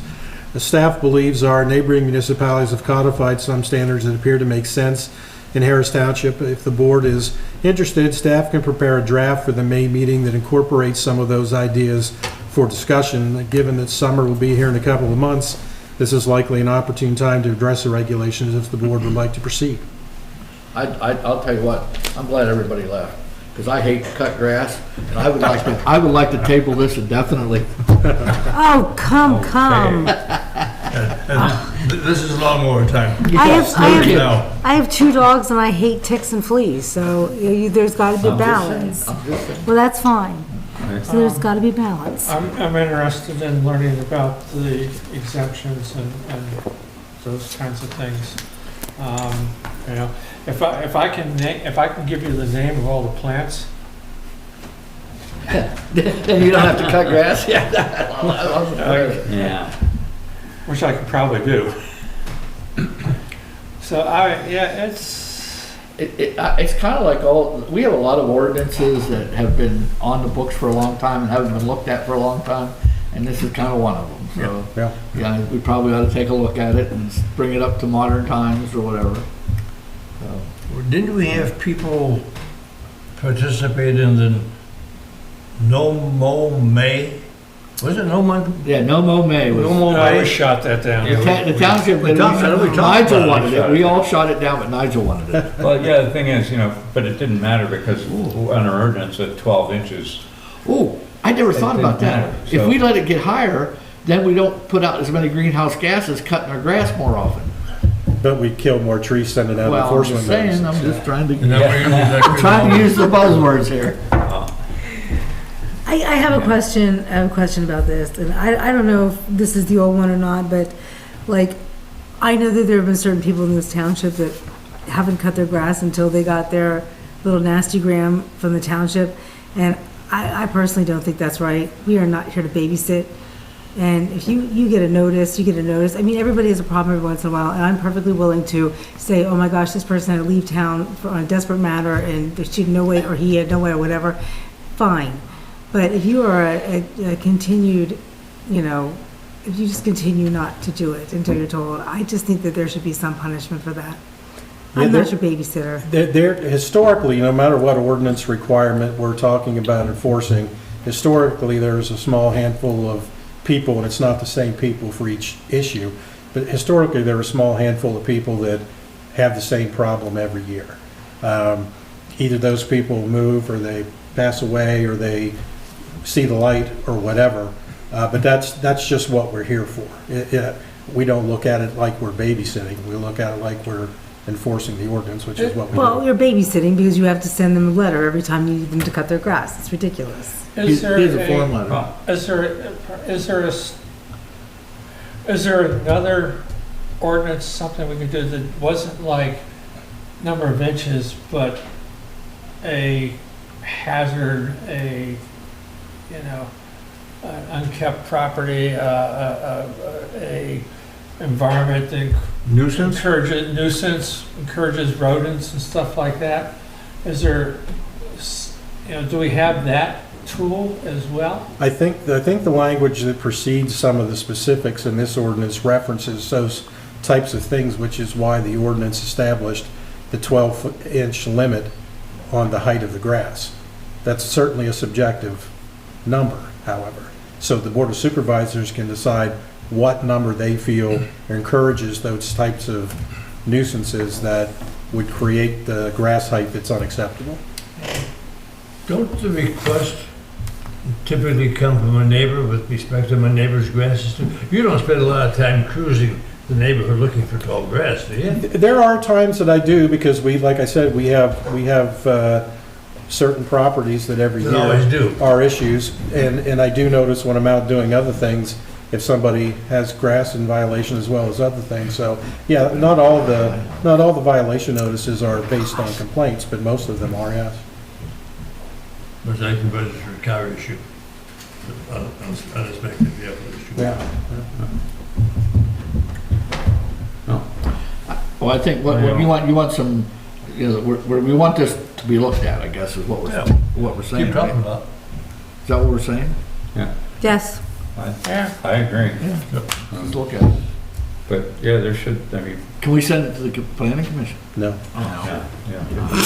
you gotta figure out a way to incorporate We'd never get possible natural areas, people like to have. Stop laughing, we're on I TV. mean, I mean, I guess if it's an established lawn area, it should be a certain length, but once you get outside of a lawn, what do you do? I mean, you're not gonna cite somebody that has woods in their backyard, basically, and a Did you few- run into that? And tall ferns growing up in the middle of it or whatever, like, oh, that fern's too tall. Did you run into the natural vegetative area in the other municipalities and how they're handling that? Yeah, a couple of other municipalities in the Center region have regulations specifically for that. Our language in there is so vague that it's extremely hard to enforce. We do have a couple properties in the township where, in talking to the property owners who wanted to restore at least part of their properties to a more natural state, asked how they could do that and still do it legally. Oh, okay. And I explained what our wording was, and we agreed that they would submit in writing a proposal and show a drawing showing the portion of the property that they were going to have more natural and what they intended to have grow in there. That's all very informal, and I don't know how well any of that would hold up in court. The language that some of the other municipalities have is a little more formal, and that's the kind of thing that we should probably consider adding to our regulations. Well, the pollinator gardens and the rain gardens, that's the ones that, if you're a neighbor and somebody's cut their grass for years, all of a sudden they put a pollinator in, it looks like weeds, but it actually serves a purpose. I think that's what you're saying about the verbiage. It's Yeah. pretty vague on what you can do there, but yeah. Yeah, and one of the things I asked the people that did that to do was talk to their neighbors and let them know they were going to do it, Yeah. so it didn't come as a shock. Touching base with the master gardener, maybe a ways to get some background on the kind of plantings you can use to be attractive. That are not nuisance. Yeah, I think we want it more basic than that. I mean, if somebody can provide a plan that meets some technical requirements that the ordinance can have in there, I don't know that it matters so much what's planted, so much as the purpose and how they plan to maintain it and how they plan to keep it from proliferating out away from that area. Bob Iger's wife was head of master gardener, so she'd be a good person just to Well, talk to and see what she I thinks was a about. master gardener too. Yeah. So there. Define master gardener. I have a black It is thumb. actually a certification. I have a Somebody who black knows thumb. a lot more touch it, than I it do. dies. Yeah. It's a certification Don't you get me to get. plant. I mean, should there be some kind of specific limit to that pollinator grass? I mean, if, I could turn around and say, oh, my whole backyard is a pollinator. Well, they have specific plants in them, they're not grass. I mean, do you know what I'm saying, though? Should there be specific limits to that? Or that would should be there- something that you folks would have to decide. You're gonna come up with some ideas. Well, in the next it's still month? Yeah, I'll comes down highlight to- some examples from other appreciate municipal that. ordinances to See what see everybody what else you is think about it. Okay. It's still coming down to 6 inches, 8 inches, 12 inches. And is that what tape measure, or do you have to use a stiff ruler to do? I actually have a 3-foot-long Grass roller. board in the back of you saw it the other day, didn't you? Yeah. And I have a 12-inch ruler on there, and if anything's above the 12-inch ruler, it's in violation. I was thinking I could get a tape measure and kind of bend it around. Anytime you want to intern, Frank, you just let me know. Okay. Don't go there. So we're gonna see something with a little more specifics, particularly with reference to the exceptions and such like that. Because to me, that's That's the big thing here. It's not the roller. It's like, you know, Oops. is this allowed? Right. Okay. Let's move on. The next item is contract 24-01, the Willowbrook Basin retrofit Move project. to award contract 24-01 Willowbrook Basin retrofit project by EV Paving in the amount of $29,975. Second. Okay, any discussion? I just had one question. I saw there that the grant we got was 45,000 and we're only spending 30. Does that go back to them or can we find someplace else to spend the rest? Well, we are going to be, I believe, we're also going to be submitting some of the design work to them as well. So Okay. overall, it'll be more than the 30,000 in total, but we still have to pay 10% of that. Gotcha. But we budgeted, I think, about 55,000 for this. Okay. So. I know Deb sent me an email, but I just have to ask because I've just been a mess today. Which entrance on Andover is it? There are two entrances to the basin on Andover. Which one is it? Is it the closest to Willowbrook Drive or is it the furthest away from I have Willowbrook to pull Drive? up a map real quick. I know it's down by the tot lot. I'm not as good with the road names. I know where it's at. So this is down by the tot lot. Basically, So that's- this would be down, I guess, if you're at the end of Andover and basically went directly towards 322. It's down in there. There's already an existing basin down there. Okay. It's kind of at the far western edge of Phasic Park, right up next to Mr. McShay's property, next to the fields. Okay. Yeah, that's where this is going to be at. And they're just retrofitting it to take water at a better rate when it's a heavy storm. Okay. Yeah, yeah. You mentioned something that triggered a comment I made a few years ago in Ferguson Township, behind the old Millersburg Bay Ford. There was a situation in that a child got sucked into a 36-inch pipe. How do we deal with that with respect to this project?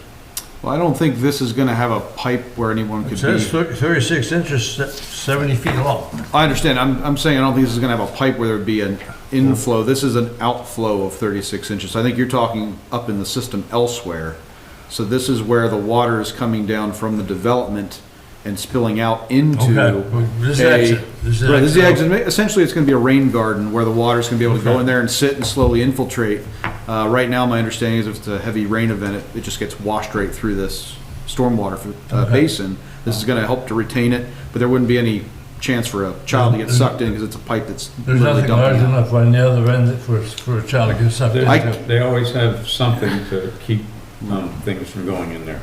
Yeah, it's a grate on top of like Right. typical stormwater basin has a pipe sticking up out of the ground with about 2 to 3 feet depending on how much And a it's cage supposed to around hold it. and a cage on top. But Interesting widespread, a $42,000 spread between high and low bid, Yeah, I think we were equally surprised by that. Yes. not very competitive. and that unfortunately brings up another question that I brought up before. So like that one gets fixed, mine never gets fixed. Not the one that's not mine, it's the one that overflows into my backyard consistently. And Mike Green, out of the kindness of his own heart, regrouted around the drain in the middle of it years ago, and I think it's failing again. The homeowners association is defunct, and they're supposedly responsible for it, and so it's never gonna get fixed unless the township steps in and does something. Sure. Because, again, it was pretty heavy rain recently, but it ran across our backyard, a lot of it, and around our pool, which is more disturbing because it washes out the sand from underneath. But, so I brought this up before, and because it's a homeowners association, it's supposed to be their responsibility, and so Willowbrook was identified, there was a malfunction. Ours has not been identified that it malfunctions. And this has been happening since we lived there, and the original developer of Myers Estates, even though he didn't have to do it, fixed it the first time, but it keeps on happening, so. I have a neighbor that has the same problem with water going through, and he called and called and called, and they said basically he has to fix it himself, and I never understood why he had to do that. Well, that's the thing, if the basin isn't holding water, then it's not working. I mean, they're designed, the ones we're talking about in your neighborhood and mine were both designed in the 80s, and the standard was 100-year rain. And guess what, 100-year rain, however they figured that out, happens a lot more than every 100 years. It happens every couple of years, sometimes multiple times a year.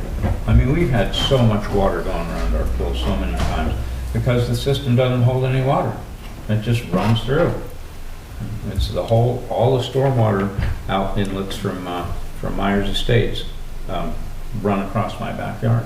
Yep, this stormwater would go down into the sewer, right? Yeah. And then it goes through the pipe and then shoot out along the side of his yard into Basic Park, where it's supposed to go, right?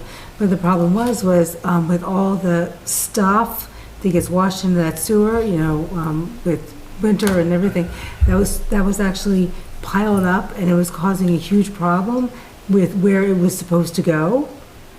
And so it got backed up, and there was a problem then, and when he called about it, he was told, well, you have to fix it yourself, which I didn't particularly think was right. And he did a nice job of it, and there's no more problem, but still, I just didn't think that should have been his responsibility. Willowbrook has the same situation. Do you have an active homeowner association? No. And that's the whole problem. When these things were designed, there was the assumption that a homeowners association would take care of it, but there's no teeth in the law to ensure that homeowners associations get their dues. And the only time the homeowners association ever gets dues is when a property's sold and there's a lien on the property from. Oh, that's over strange. It's crazy. No, I've never heard that before. Oh, it's really good. Well, that's Wow. Mike Green was the treasurer of the Myers Estates one, and he told me all this. He can't get any money. He can't collect any money to actually do the things they're legally obligated to do. Can we call this question, or are we gonna? Yeah, Okay. I just wanted to point that out. Sorry for taking up extra time there, but. Design factor on stormwater basins have changed since Act 167 place came in 22 years ago, so that whole thing has been greatly changed. Well, anyway, okay. So, we didn't approve that yet. We have a motion and a second on that. All in favor, say aye. Aye. Aye. All right. Next, authorization to utilize positive pay. There you go, Mark. Frank, it's your turn. Oh, sorry. I make a motion that the Board of Supervisors authorize the use of positive pay through Jersey Shore State Bank and designate Mark Bokel, Township Manager, as the individual authorized to sign the cash management documents. A second. There we go. Okay. Just to point that out, is that positive pay is an anti-fraud service, so that's why we're doing it. Okay. We're proposed to be doing it. Now we'll decide whether we're going to do it. Do we have a motion and a second? We do. All right. All those in favor say aye. Aye. And I'll make the motion to approve the closure of 1100 Black Karen Street on June 28th from 3:30 to 8 p.m. for a block party. I second. Are we invited? Yeah, are we? Typically that comes up. I don't think we ever have been though, have we? Call the question. Okay. All in favor say aye. Aye. Okay, none opposed. But some requests have included invitations for us. But Some of the hill area have. yes, indeed. Yeah, I think it was your. It was my friend on the corner. I think it's speed bumps. Harrison Issue. Yeah, those that invite us get speed bumps. That's a good one. I like that. We need a resident from Cape. Now I started trying. Okay, manager report. Anything you want to highlight, Mark? Yeah, there's a few on here I'd like to bring to your attention. Number 2, Vice Chairman Hammeister, Supervisor Lord, and I met with some folks from Center Region Parks and Rec, as well as the Park and Rec Authority, to discuss the construction of bathrooms at Hess Field. They're looking at putting in a pre-manufactured kind of bathroom concrete structure that's a kit, be delivered on site and put in with a holding tank. I think it was pretty clear from our discussion that the supervisors present were interested in having water in this building, not having it just be a porta potty type facility, but one that actually has running water, which is something that sounds possible. So I believe that's going to be designed this year and then hopefully constructed next year as well. Won't be in this year. They wouldn't have it constructed this year. They said they had money set aside for doing design engineering this year, and then next year would be when construction would occur. I would want to make sure they consider how big that holding tank is. If you have a big tournament up there, They're talking about emptying it during the active season once or twice a week. well, I understand that, but I'm talking about a big tournament weekend. Yeah, yeah. Well, I think Lots of beer gets consumed. I think they're on top of that. Okay. Related to number 3, I did want to note that I am going to be meeting with the Parks and Rec director as well as their maintenance supervisor to talk about Country Place Park that was brought up at General Forum meeting. So I just want to let you know I'm going to be meeting with them actually tomorrow afternoon, walking the park. Hopefully the weather will be nice. We can talk a little bit about some maintenance concerns that we've had up in there, and then hopefully get a kind of a plan together of how they're going to take care of that here in the coming year. Number 4, just as noted in here, we did get a response from, at least a phone response from PennDOT regarding the letter that was sent earlier this year, or I'm sorry, late last year, about the bridge concerns out here over the bypass. They did install new signage. They did install some arrows on the roadway, and they're also going to be looking at doing a district-wide rumble strip evaluation and would be focusing on this area. So those were some of the recommendations that we had in our letter, and they are moving forward at least with doing some of those. They are going to follow up with an actual letter that I will forward on to the board once they send the it. signs, so they're there. They are there. Yes, I've seen that as well. Yep. On the back here, just a few things to mention. Our maintenance crew, if you notice, they picked up 62 truckloads of brush during collection. Just wanted to point out that we're getting an awful lot of brush. So our site over in College Township, we've been dumping everything over there. So it was about 526 cubic yards of material that they collected in 1 week. So that was quite a lift on their part. Number 10, this is related to the topic about the property out on Wyndham Circle that we've discussed previously. We have issued a citation with the District Justice for the nuisances on that property. So at this point, it's through their legal process. We're going to be getting updates from the District Justice here hopefully soon to let us know where that's at, if the property owner actually has been contacted and made aware that they have a fine to pay. If they just pay the fine and don't take care of that nuisance, then there are probably going to be other legal actions we would need to take as a township. So I'm just making you aware of that we'll see what happens after the citation is responded to, but there may be further requirements on the part of the township here. And then the last thing I wanted to bring to your attention was number 11, where Supervisor Moriarty did reach out to me about utilizing our online calendar and e-update to provide more information on community-related events.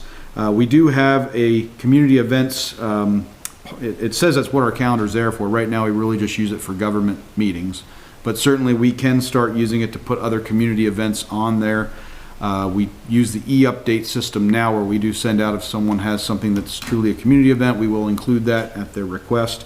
I did look how other municipalities provide notice for different community events and policies they have. I think it's a good idea to have a written policy in place just so it's clear to staff and clear to the public what will and will not be considered for inclusion on our website as well as in the e-update. So that's something that I can work on. I looked at a couple different municipalities. Some have them clearly spelled out and some don't. But it's something we can certainly start using the online calendar to highlight a few of these events. I think we can upgrade our online presence, our website. And I'm not pointing at specific things, but this is one of the examples. So we should just, in your free time. Sure. I thought it was funny because I have to tell you this. I took a look at, and I was talking to Deb about this. I took a look at Whitman Township, okay, and I saw that they have like advertising on their community calendar. So you can advertise this is gonna be very interesting. Oh, Duffy's gonna advertise? No, yeah, they have a realtor on there, but it is in their newsletter on their community calendar. We can charge for them. But I mean, of course, Doylestown Borough is very, very dynamic. It has a lot of everything. Bethel Park has a dine and shop local with every business listed, and they have volunteering. I think also the biggest thing that I'd like to see on there, if you have this kind of dynamic ability to put on the calendar, I think that people will be more willing to volunteer. I think if you look for people, I think you can find them more readily. Can I ask a question here on this? And this is a topic that we all know we should do, and we're all in agreement that we should do it, and we just have limited staff time, and 6 months go by and, oh, we haven't got to it. I guess my question is, because I get them on I get these ad things on my emails all the time in the township email.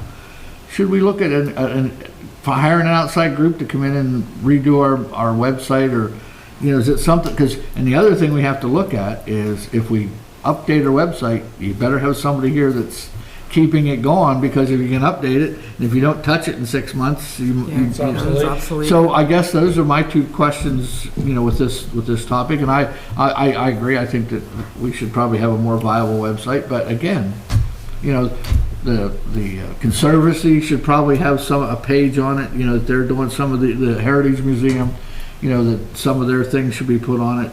But again, do we have the one now that'll work, or is it something we should look at a group? And I don't know what the cost is involved in them. I'll say that a lot of municipalities use Civic Plus, which is, I believe you mentioned Whitpain Township? Whitpain Township? Yeah, they use Civic Plus. A lot of municipalities Yeah, but theirs do. isn't that great. I mean, there are some that are really great. Right, a lot of municipalities though tend to gravitate towards companies that kind of make templates for municipalities, for government. Even those though can be very expensive still. I don't have any idea how much it would cost to have one customized. I know that the ones that are sold by in a template type of package can still be in the 5,000 to 10,000 range just to get signed up, set up, and then we, as Frank pointed out, we need to have staff on hand to be able to maintain it. That's always a challenge too. Our website won't be valuable if we can't keep it up to date. So Why don't we talk to like a South Hills Business School or somebody that might have that type of a program that that a kid would need an internship, because sometimes they can come up with some really nice things. Or Liberty Hill Volunteer. There's a lot of talent. yeah, we can look into it. I just don't at this point the cost, and then I know with us having it hosted by our current company that hosts it for us, I don't know if they would have limitations, so we may need to find a new host as well. So those are things we'd all have to look into. I think the talent is there. Oh, I'm certain it is. It's just there'd be a lot of steps we'd have to figure out where to have it hosted, and then also, is it going to be something that our staff can update? That's really the biggest key. If we can't update it, that'd be a problem. My friend Sue, I'll tell you what, I couldn't believe it. Our website, I can do anything on there at this point. I mean, I really can. I mean, it's just a matter of repetition for me. But no, I'm not volunteering. But you can get it. The websites that are out there now, you can really get it. So it's very, very easy to upload things, to change things, a little type over, a little adjustment, and it's very, very easy to do. Right. Yeah, it's something I'll look into it. Yeah, and, I think we need some input. yeah, I can see kind of generally what costs we'd be looking at and what options are out there. I gave you a good time frame. I said August. Okay, we'll start it in August. No, you know what I mean? To get some, We start it in August? Is that what you mean? No. Oh. To get some information, get some things going, get some look at things and everything. That wasn't, that was a good time frame. I noticed the real estate transfer tax is about 12% below what it should be at the quarter way through the year, so. Yeah, this might be one of those years, depending on how things go. I don't know if we're going to see realize the amount that we had budgeted for or not. Yeah. They got a couple good-sized properties on the market. Correct. You just need to buy them. Move to approve the voucher transmittal sheet number 2024-3. I second it. Okay. For the public, do we have a dollar amount on that? Yes, it's $289,341.32. I accept your amendment. I second the second. This is pointing out the amount. Okay, any discussion on the vouchers? All in favor, say aye. Aye. Okay, on to COG committee reports. Executive committee obviously set the agenda for the last general forum meeting. Human Resources Committee, I had a little emergency I could not make, but it wasn't a heavy agenda. There were just a couple of items, an update on the proposed life safety inspector firefighter combination positions that, I think they came up in general forum already. The firefighter part doesn't affect us, but the life safety inspector part, that we're in that program, so. But looks like something that should work. And the other thing was a discussion about the COLA formula for the COG employees, and I think finance didn't. I got a note from the chairman of the finance committee that the human resources committee said that they were going to let it go as is, and that's the way they voted. And I believe for the instruction from the finance committee and the executive committee was to review it and let's start looking at fixing it. And so if they voted that from my understanding on reading the email, they voted to keep it the way it is. So we will have finance meeting on Thursday, and I'm pretty sure we're going to send it back at you. All right. Well, yeah, Because we can't keep sustaining these large COLA increases every year and hope to keep keep the budget down. Like right now, where it's sitting, what they want for COLA this year is going to require a 6% increase on just that, without anything else. So we need to look at it. So we're going to be sending it back to you. Understand, but we need to be able to attract good people too, and so if we're, there's a delicate balance there, so. Payroll was never my way to keep good people, so that's nice. Anyway, all right, and then, so those are the two things. And climate action and sustainability, that was a hard meeting to understand. There was too much going on in the background. I was online, but let's see, climate action, an adoption plan update, and what to do, discussion on what to do with refuse and recycling expenditures, or how to expend these monies from the fund balance. And I could come up with more details if I dug more, but I didn't, honestly. So that's all I have. Can a question on the climate action? Yeah. On the new trash thing. Yes. My wife and my sister-in-law asked me the same question. Yard waste. Right now, we can put a can of yard waste, like if we do our trimmings on our brush and everything, week to week, I can put a barrel of yard waste out and they take it.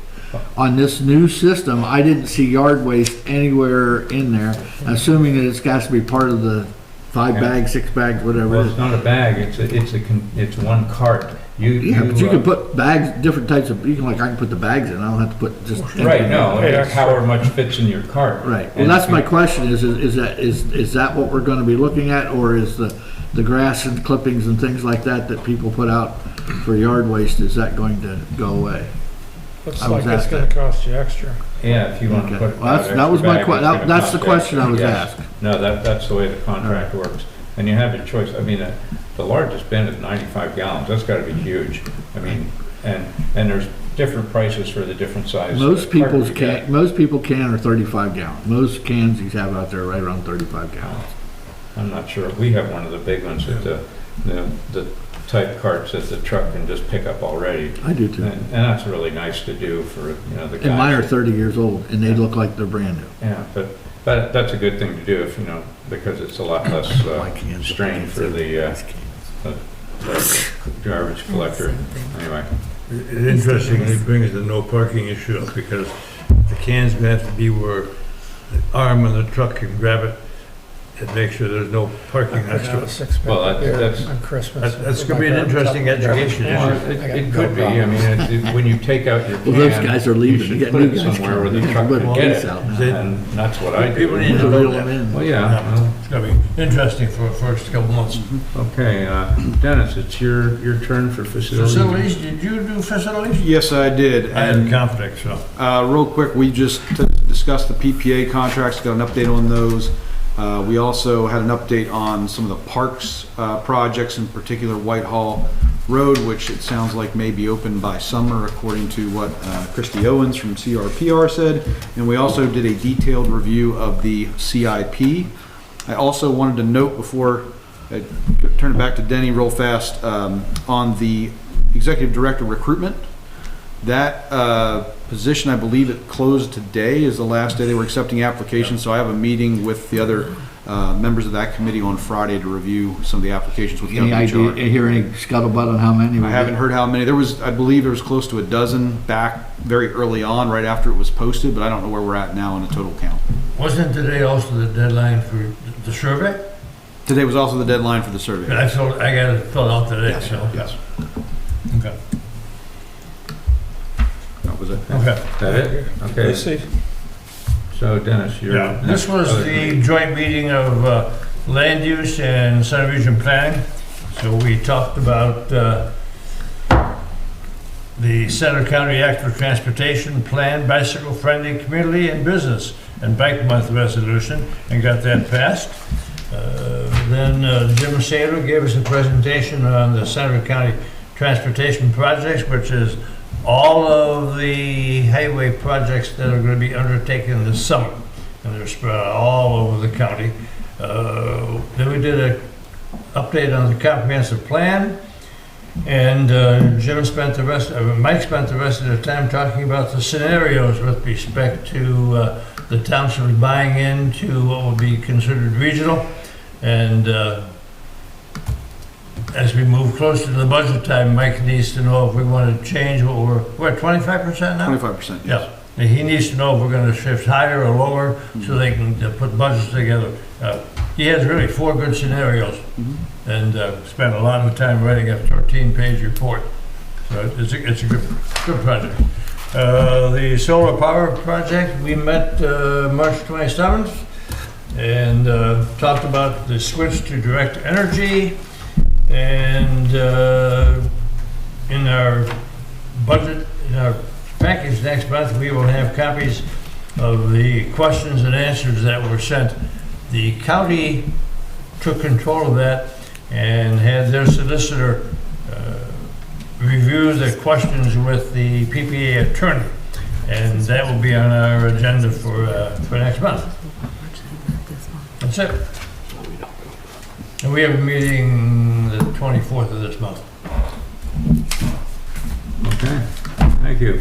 Okay, Bruce, you're up for park stuff. Okay, all right, I got a couple on these all commingle. Parks Capital has not met. Will be meeting the next month or so in conjunction with the authority, more or less as an update on what's going on. This ties into the Parks Governance Committee, which is looking at several things. One of which is there's some initiative out there to replace Parks Capital with another committee of COG elected officials that has oversight over the park authority or the park agency. However, the park authority has that oversight now and has control of it. They don't have to give it up. So there's a kind of a conflict there. Do we need another committee duplicating this effort? And what happens if they don't agree? And so that's coming down the pike.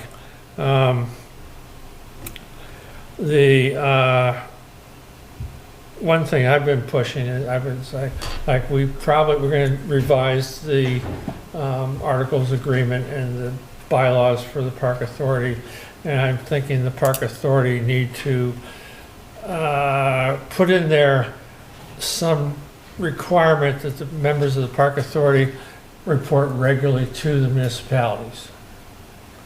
Now, obviously, in our situation, with me being both on this board and a member of the park authority, that's happening. Some municipalities are it's more coordinated, and some it's less coordinated. But perhaps we need to put something in there that requires that contact and that communication. So, Whitehall Road Regional Park, pretty close to being finished. Going to come in squeaking under budget with the contingency monies that we authorized. Probably not going to be open for activities on the fields this summer. maybe this fall, more likely next year. Excuse me, what is the reason for that? You got to get the grass established. Those fields look a heck of a lot better than the fields I played on when I was a kid. Oh, you know. And the yeah. grass did well. Yeah, oh, and I've been played on fields where you had to pick up the glass before you went out to play. But,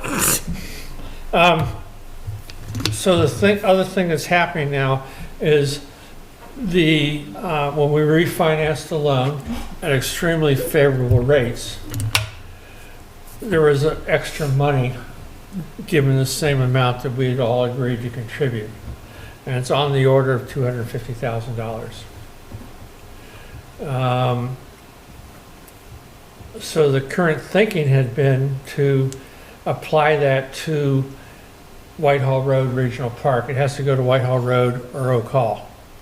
Apply it to Whitehall Road Regional Park to establish a concession stand and to do the pavilion. And the pavilion had initially been a year-round facility. It's not clear to me why we need a 12-month facility. We're not going to have tournaments out there for 12 months. And yes, we have that facility year-round, we can program it, but if it costs us an extra $70,000, $100,000 to make it a full-season facility, are we going to bring enough programming in to make that make sense? Is this building that's out there the restroom building and a concession building? Right now, there's a restroom building. When we redid the loan, a specific township wanted to hold back the money and take off the table the all-season pavilion and the concessions and irrigation of the fields. So we're looking at bringing that back in. Right now, there's approximately 200, I think it's 243 or something like that, left in the loan that we could extend. We went to the bank and said, could we get because we had to draw it down by the end of June. Went to the bank and said, can we have some more time? Can we have another 6 months? And they said, why don't you take another year to withdraw that money? Favorable to us. We have a $190,000 donation from a resident in the region towards that facility. It was towards an all-season facility, so they're going to have to talk to that person and say, would you be comfortable with a 9-month facility with that donation? Because the initial donation was predicated on it being a year-round facility. There's also a $70,000 grant from DCNR that can be used for that. That's adding up to a little over $500,000, which should pay for putting in a 9-month concession stand and pavilion type thing. Was there space laid out in that And park it to is do there. that? Yep, it's there. It's there. Okay. So, you know, and you know, so the question is kind of like, if you want to go full season, how much extra is it? And of course, you don't want to build something and then tear down the walls to put insulation in at a later time. If you're going to do that, you want to provide that infrastructure insulation now and prepare for it. Again, I'm not certain that we need Well, that would be my question. If you're going to make it 12 months, what are you going to do? What are you going to do in those 3 winter months? Yeah, so I'm kind of dubious about that. But that's a conversation that's going on. Is Oak Hall part of that discussion? You mentioned Oak Hall Park. Is The that part of the money discussion? from that loan can be spent on Oak Hall And Oak or Hall, Whitehall okay. Road, period, not Hess Fields, by the way. The project at Whitehall is already been through the design stage, so it is what they call shovel ready. We could start on it tomorrow. There was some discussion about, well, we could also do this, we could do that with the money, we could put, you know, and all this and that and stuff. We're not you know, if it's just pie in the sky, there aren't any plans and stuff.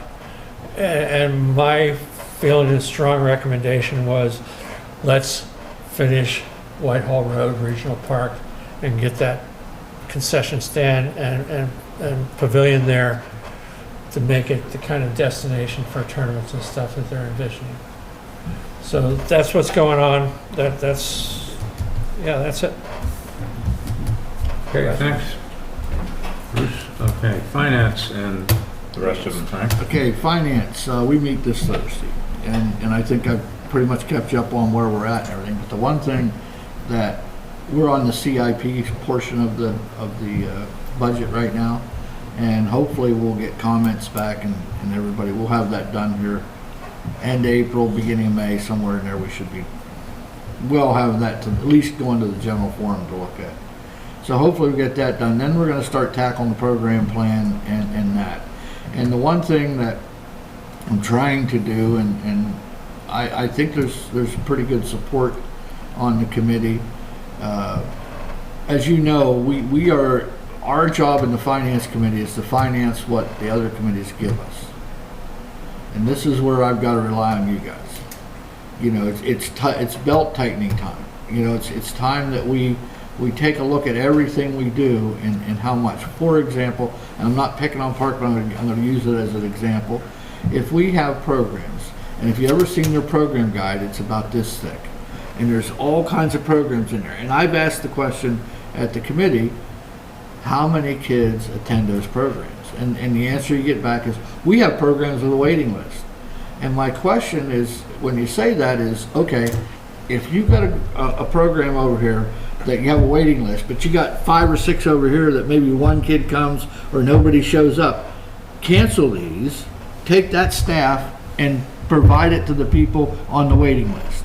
In other words, it's time we start making our programs profitable, is the only word I can come up with, but make sure that we're not spending a lot of money over here and nobody's showing up, or one kid or whatever, and let's put it over here where there are resources, where we are seeing a lot of program, where we have a lot of kids on waiting lists, swimming, whatever it is. But we want to make sure that we're not just putting programs on to put programs on.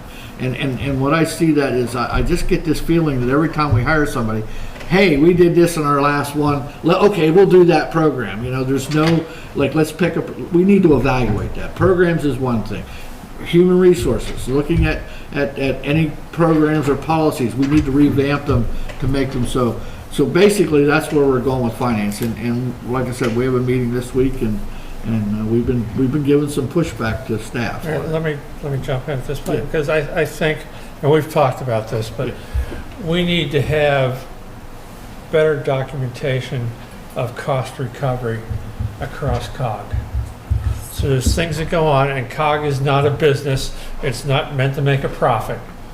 But we need to know this program, this activity, this whatever it is, the Active Adult Center, the fire, whatever, like, what funds are they bringing in? What proportion of that program is being funded by donations, by fees, by that kind of thing, so we have a clear picture of what we're offering as a public subsidy, which we should be doing. But what's the balance? And because there's some things that are, you know, actively bring in money, code enforcement and stuff brings in, you know, there's some things that actively support themselves. There's some things that don't do as good a job. And again, I'm not saying that we have to make a profit on everything, but we need to know what that balance is. Yeah, for example, what we're talking about is, like, yeah, you have these big programs where kids are always coming, but there may be a program up there that is really good for some underserved children that maybe is over here, but they only have maybe 8 or 10 of them. But you know what? It's that good of a program, we should subsidize that. Oh. And we should be deciding which ones we can subsidize and which ones we can't. And we shouldn't be subsidizing, I don't know what they want to call them, programs that aren't being attended. You know, let's just get rid of them. Let's be more judicious on where we put this stuff. And there's things, I mean, for example, the parks program supports swim lessons. Yeah, Swim lessons keep children from drowning. That's a good thing. yeah, that's something We you want to don't have to make a profit there. That argument makes itself. Right. But let's just have the information so we can make more intelligent decisions. What's the subsidy look like on the softball I don't know. field? I don't know that there is. From my Well, understanding, what I've heard, now, like, again, we're looking to get the information, Denny, but from what I've heard, they make good money on The those. teams are renting our field. Yeah, Yeah. but I want, that's my point, is Yeah. let's know. Yeah. Let's We're guessing. have that We need to know. information. Yeah. Yeah, we want to be a little bit more into, and like, the other thing that I'm bringing up, and everybody's kind of looking at me like, whoa, you should. When was the last time you know anybody in the center region that has not had a rent increase in 20 years? Rent? A rent increase Rent in increase. 20 years. We own that cog building. And if we have agencies out there that are paying their way and they have very high fund balances, well, guess what? Let's redistribute it. What we're going to do is raise their rate. We're going to let's just raise how much we're charging them to be in the building. I mean, we can do that because we are the landlords. And we have to look at some of the things like that. I'm not saying we have to triple or quadruple it, but we need to start looking at that to try to equal things out there and quit putting the burden on the municipalities. So that's kind of where I'm at with facility. And like I said, it's a struggle. I don't know how successful I'll be, but I'll keep you guys in the loop. So that one. State College Area Connector, we should have another public meeting coming up here late spring, early summer. And we'll probably get a prelim on that, like they have in the past. where we're They'll gonna- ignore us. Yeah. Well, no, they didn't. We got 300 or 3 million for 45, so I about fell over when I heard that one. But again, we'll have something coming up on that. And a lot of this will be interim type decision stuff. Next year about this time, we're going to see, here it is. This is where it's going. This is where the final design. That's going to happen probably about next year this time. And that's when we'll probably get all the screaming and yelling and, put our hard hats on. So the MPO did not meet last month. We meet the end of this month. So I don't have anything on MPO right now. Okay. But I do know the funding sources for like CAD and all that, so if anybody wants to hear that, I'll tell you how that works. We have to provide 7%. Okay, thanks, Frank. And last, Tracy. We meet tomorrow, but I have a comment. I did vote no for the new cars that they wanted to put into place. Then I had I'm not saying who it is or anything, but I had an inspector come to take a look at our project, and I asked him about the cars, but what he felt about the cars, that, they're getting what they have and everything else. And his comment was, his car was from 2014, it has 58,000 miles on it, and he's had that car for quite a while, and he does not want that car replaced. So I really think, yeah, sure, like code supports themselves, but I agree with moving money into COG because it is COG. And I guess my problem is I do not believe in just spending money to spend money. And I think that's what's happening. And he said that there are cars that will not pass inspection because they're basically rusted. The frames are rusted. And I said, well, if he also agreed that perhaps that we should take a look at better cars. So that's just a comment I got that I wanted to share. And I do think that it might be a good idea for us to have a better look. We go look ourselves and see what's going on rather than just willy-nilly just buying cars. By the way, on that subject, at last finance committee, they came and they wanted 71,000. 71,000 additional dollars to buy all the cars they want, and the finance committee sent it to the executive committee saying, you only get what you got right now, you're not getting 70,000 more, buy what you can buy now. That was what we gave them. And so we sent that to the executive committee, that we were not recommending the additional 71. What they're trying to do is because of COVID, and they postponed some, now they're trying to buy 3 years worth at one time.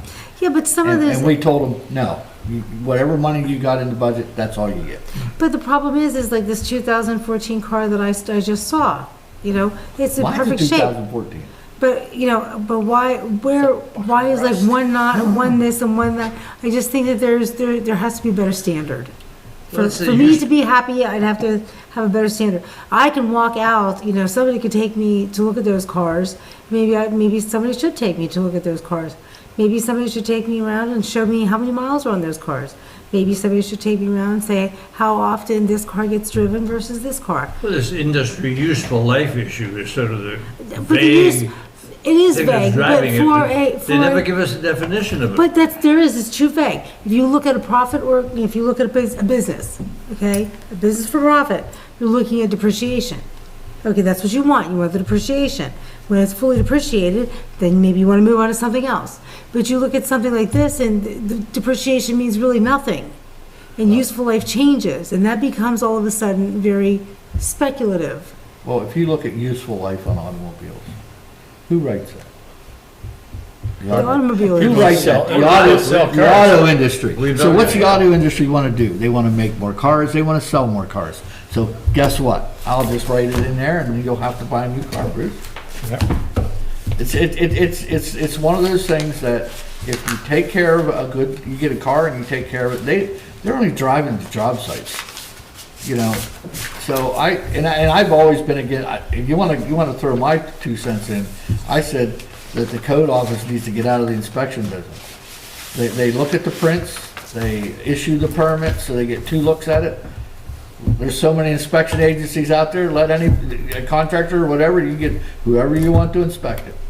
And you can sit there and say, well, in the center region, if you want to inspect in the center region, you got to be licensed through the COG or whatever, and they can give them a test or whatever requirements they want reporting, and just get out of it. Look at all the cars we'd save. Look at all the inspectors. Look how much money we'd save. Maybe. No. We've always, the COG is not. I'm very good with inspections. I was on the Builders Association legislative committee for about 10, 15 years. I know how that works. Yeah, but are there other agencies who Yes. do the inspections, or are they just as, Private companies. They're private companies. Yeah. are they just as, I don't know, how expensive are they to the, That's not our problem. That's Well, they contractor contracts with it. I don't care how expensive they are. well, maybe other people do. They're reasonable. They're not that expensive. Okay. What else? Move we adjourn. Second it. All right. For a photo op. Out of here. Photo op, huh? Yeah.